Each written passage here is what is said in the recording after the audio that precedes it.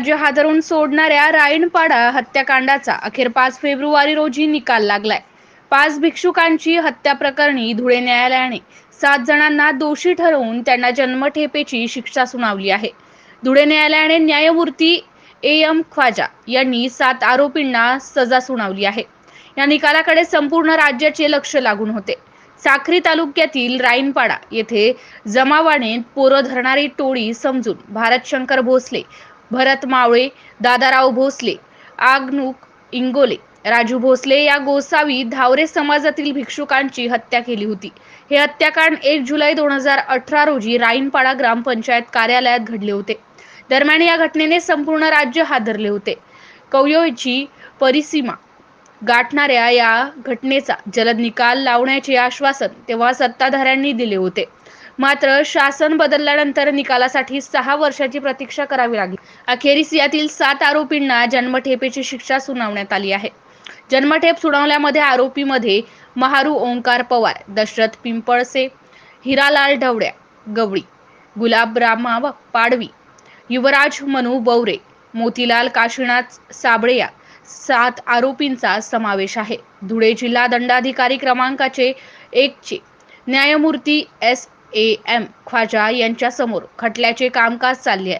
त्यात राज्याचे विशेष सरकारी वकील उज्ज्वल निकम, जिल्हा सरकारी वकील देवेंद्र सिंह तवर, अतिरिक्त सरकारी वकील निलेश कलाल यांनी या खटल्यात विशेष भूमिका निभावली आहे। तर तपास अधिकारी म्हणून तत्कालीन DYSP श्रीकांत घुमरे यांची साक्ष महत्त्वाची ठरली आहे। आरोपींना शिक्षा झाल्यामुळे पीडित गोसावी समाजाला न्याय मिळण्याचे समाधान यातून दिसून येत आहे। MCN न्यूज मराठी करिता BM गुरव।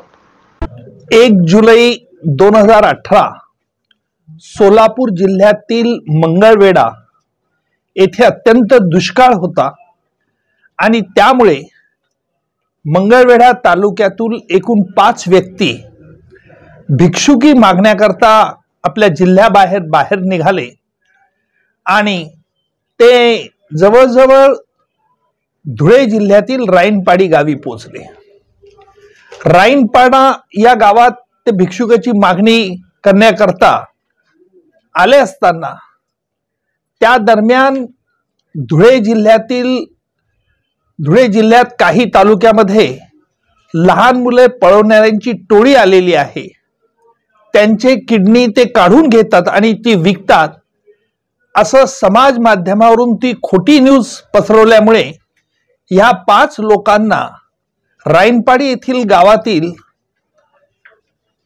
त्यांची हत्या करण्यात आली आणि अत्यंत क्रूर व निघृण पद्धतीने त्या 5 लोकांना राईनपाडा ग्रामपंचायतच्या कार्यालयात कोंडण्यात आलं आणि लाठ्या आणि लोखंडी गजाने मारहाण करून त्यांचा मृत्यू ओढवला। या खटल्यामध्ये आम्ही एकूण 35 साक्षीदार तपासले। त्यातले राईनपाडा गावचे 5 रहिवासी हे सरकारी पक्षाला फितूर झाले आणि त्यामुळे फक्त पोलीस अधिकारी ज्या वेळेला या गावात पोहोचले त्यांची आम्ही साक्ष घेतली। न्यायालयामध्ये ही साक्ष कशा रीतीने विश्वसनीय आहे आणि या मारहाणीचं चित्रण त्या आरोपींनी काही मोबाईलच्या माध्यमातून केलं होतं, ते चित्रण आम्ही जप्त करून पोलीस अधिकाऱ्यांनी जप्त केलं होतं, ते न्यायालयात दाखवण्यात आलं आणि एकूण 7 आरोपींना जन्मठेपेची शिक्षा आणि त्याचवरती पोलीस अधिकाऱ्यांवरती हल्ला करणं याकरता 10 वर्षाची शिक्षा, सरकारी कामात अडथळे निर्माण करणं याकरता शिक्षा, वेगवेगळ्या शिक्षा न्यायालयाने ठोठावल्या आहेत। समाज माध्यमावरती खोट्या बातम्या, विकृत बातम्या पसरवल्याने परिणाम काय होतो याची देखील न्यायालयाने कठोर शब्दात निंदा केलेली आहे आणि म्हणून ह्या खटल्याच्या माध्यमातून समाज माध्यमावरती येणाऱ्या खोट्या बातम्या ह्या देखील कोणाच्या निर्दोष व्यक्तीच्या जीवाला अपायकारक होऊ शकतात। हे सगळ्यांनी निश्चित लक्षात ठेवायला हवं, नाहीतर कायदा त्याबद्दल कठोर भूमिका घेईल।